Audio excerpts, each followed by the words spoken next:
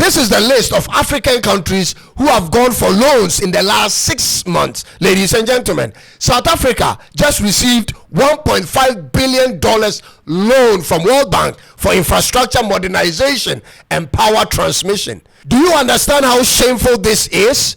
A country like South Africa should never be in this position, struggling over such a small amount of money.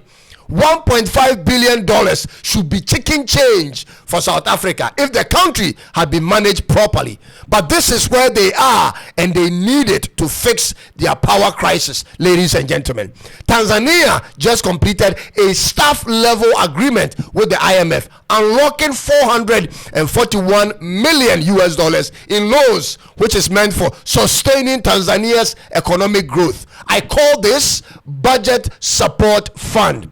It is now common with many African countries.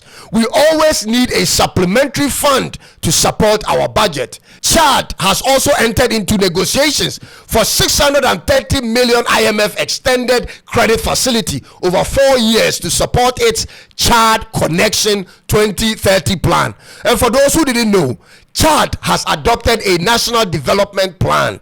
They want to raise $30 billion for national development by the year 2030. And so this will contribute to it. This is what I describe as making plans based on another man's money. We usually come up with all these beautiful, groundbreaking developmental ideas, but not based on a source of funding we control. We do this looking at funds from abroad. Ladies and gentlemen, how is this sustainable? The list goes on and on with Kenya, Nigeria, Malawi, and then we have 13 other African countries whose loans come from African Development Bank. This should have been the ideal situation where we take loans from indigenous African financial establishment, but there is a problem. The African Development Bank isn't totally domestic. The African Development Bank is owned by two different groups, ladies and gentlemen. The first group is 54 African member countries that own 64% in shares and voting power, and the rest is owned by a group called the non-regional members. They are the G7.